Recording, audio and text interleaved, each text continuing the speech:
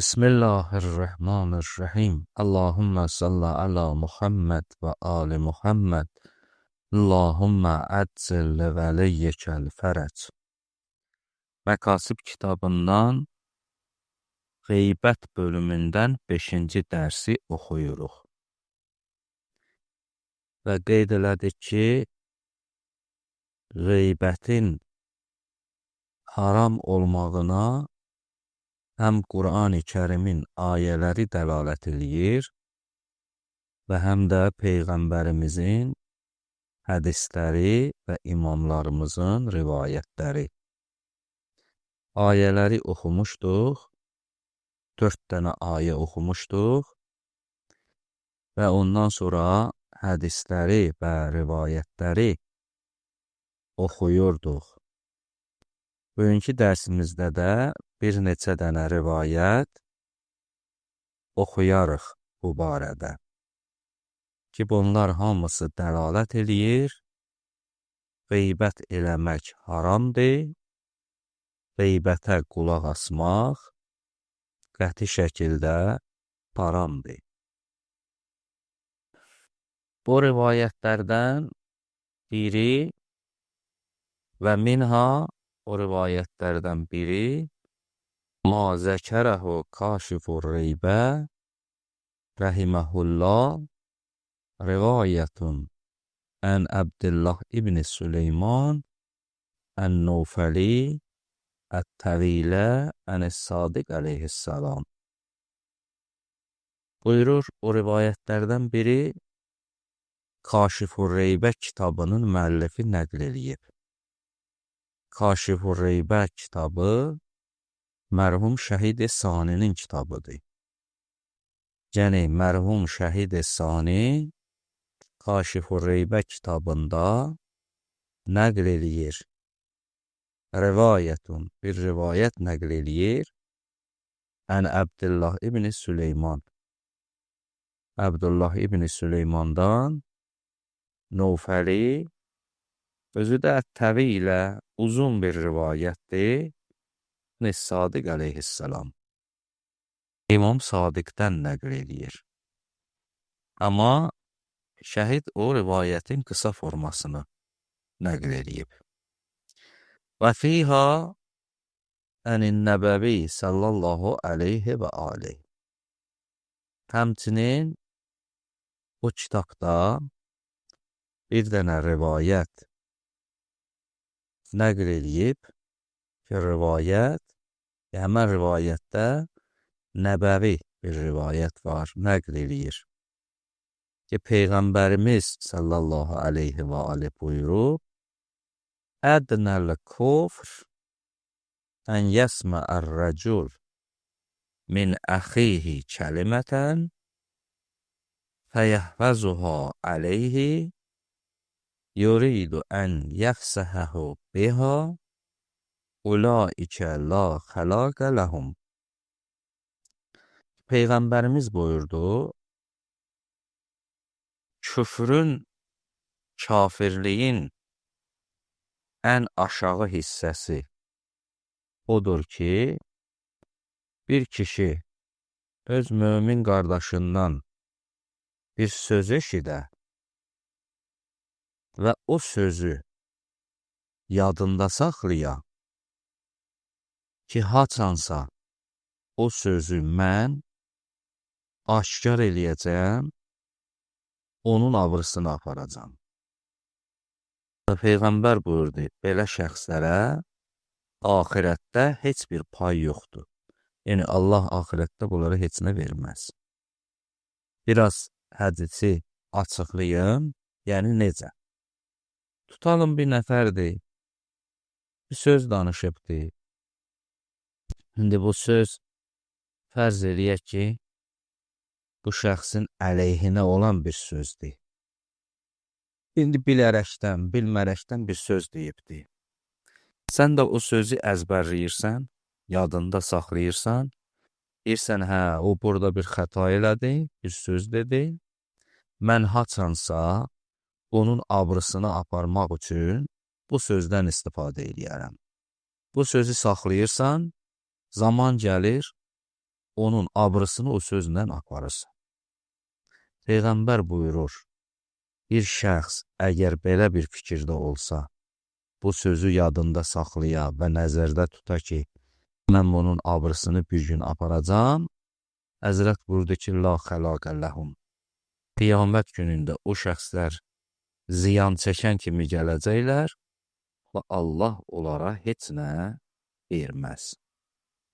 Ədnəl kufr, yəni kafirliyin ən aşağı hissəsi budur ki, ən yəsma'ar racul min əxihi, bir kişi öz qardaşından, mömin qardaşından bir söz eşidə, kəlimətən və yəhvəzuha aleyhi, o kəliməni o şəxsin əleyhinə istifadə eləmək üçün hifz eləyə, yurid ən yəfsəhəhu biha, iradə eləyir ki, həmən kəlmə ilə bunun abrısını aparacam, ulaikə la xəlaqə ləhum, ki, bu şəxsin qiyamətdə heç bir payı yoxdur.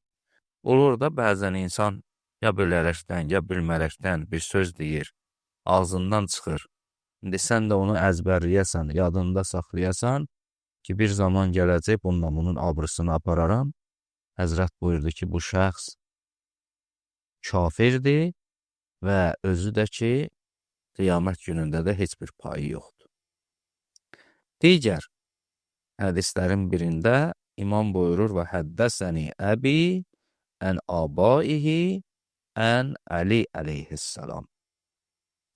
Atam mənə nəql eləyib, o da öz atalarından, o da Həzrəti Əlidən, atalarım da Həzrəti Əlidən nəql eləyiblər. De Həzrət buyurdu, İnnəhu mən qalə fi mu'minin ma rəətuhu eynahu və səmiət uzunahu mimmən yəşinihi və yəhtum muruvvətuhu və huvə minəlləzinə qaləllāhu əzzə və cəl innəlləzinə yuhibbunə ən təşiəl fahişə billəzinə āmənu ləhum əzabun əlim. Əmirul Müminin buyurubdur. Əgər bir nəfər, bir mömində öz iki gözləri ilə bir şey görə və iki qulağı ilə eşidə, elə bir şey görə və eşidə ki, o iş o şəxsin müruvvətini, abrısını aparan bir işdir. Və o işi deyə, məsələn deyə ki, gözlərimlə gördüm ki, o bu işi gördü. Qulaqlarımla eşitdim ki, o bu sözü dedi. Amma elə bir iş ola ki, o insanın abrısını aparan bir iş ola. Və o da gələ öz qulaqları ilə eşitdiyini və gözləri ilə gördüyünü cəmaata deyə, Əmirul Müminin buyurur, bu şəxs, o şəxslərdəndir ki, Qur'an-ı Kərimdə Allah buyurub. Həqiqətən o şəxsləri ki, sevirlər möminlərin haqqında, müsəlmanların, möminlərin haqqında pis işləri deyərlər və yayarlar, Allah buyurur, onlara dərdli bir əzabdır, var.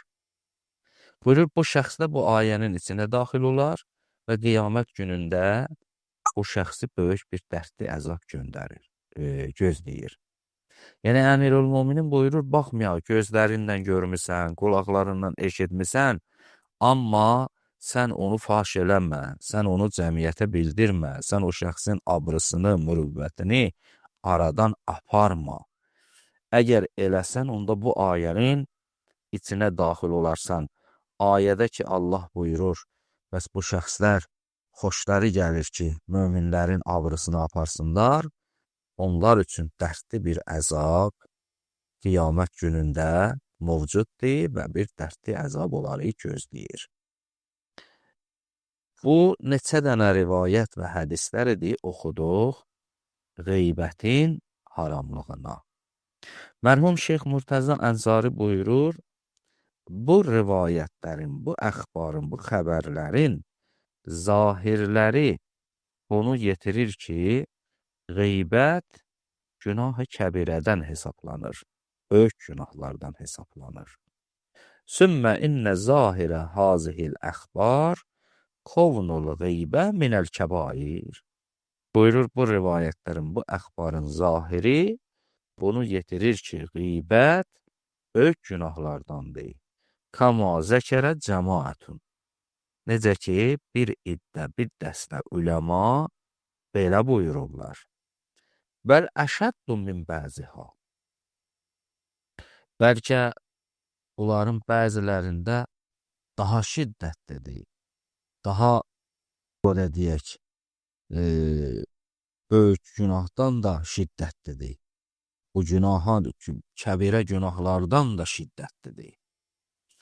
Və uddə fi qeyri vahidin minəl əxbar, minəl kəbair, əl-xəyanə buyurur, neçə dənə rivayətlərdə mövcuddur ki, xəyanət də günah-ı kəbirədəndir. Yəni, bir nəfər xəyanət eləsə, bu da günah-ı kəbirədəndir. Və yumkin irca'ul qeybə iləyha. Mümkündür elə deyək ki, qeybət də elə xəyanətdir. Bir nəfərin ki, abrısını aparır, elə onu xəyanət eləyir. Niyə? Buyurur, fəəyyü xəyanətin əzəmu minət təfəqqü biləhmil əxi ələ qəflətin minhu və ədəmi şuuri bezalik. Nəyə görə deyir ki, elə bu xəyanətdir? Deyir, hansı xəyanət bu xəyanətdən böyük olar ki, insan öz qardaşının ətini yiyə-yiyə ləzzət ala, özü də ki, qəflətdə ola, özü də şuuru da ona çatmaya. Yəni, qeybət eləyən, biz qabaqda qeyd elədik, ayə oxuduq. Bir nəfərin qeybətini eləyirsə, o elə bir mömin qardaşının ətini yiyir. Deyir, bundan böyük xəyanət harda var ki, insan gələ öz qardaşının ətini yiyə və ləzzət ala və özü də qafil ola, bilməyə ki, mən mömin qardaşımın ətini yiyirəm və şuuru da buna çatmaya. Deyir, ən böyük xəyanət elə budur. Vaxtdır ki, ən böyük xəyanət budur, elə deyirik, qeybət də xəyanətdir və rivayətlərdə də gəlibdir ki, xəyanət eləmək günah-ı kəbirədəndir, böyük günahlardandır. Elə bu hesabla deyərik ki, bu da böyük günahlardandır. Fə keyfəkan. Mərhum şeyx buyurur, hala indi böyük günahlardandır, kiçik günahlardandır. Fəma səmi'nahu min bəzi mən asərnahu minəl vəsvəsə fi əddiha minəl kəbair əzunnuha fi qeyril məhəl. Buyurur, mərhum şeyx buyurur, bizim həm müasirimiz, indi şeyxlə həm müasir ki, bəzi alimlər olub, onlar tərəddüd eləyiblər. Tərəddüd eləyib ki, qeybət günah-ı kəbirədəndir, ya günah-ı kəbirədən deyil. Buyurur, o alimi ki, tərəddüd eləyib, əzunnuha fi qeyril məhəl. Mən belə güman eləyirəm ki, o yerində tərəddüd eləməyib. Yəni, qeybətin günah-ı kəbirədən olmaqlığında tərəddüd yoxdur. Mərhum şeyx demək istəyir ki, birbaşa günah-ı kəbirədir. Amma o alim ki, tərəddüd eləyibdir, əzunnuha fi qeyril məhəl. Belə düşünürəm ki, o yerində tərəddüd eləməyibdir. Çünki burada tərəddüdün yeri yoxdur.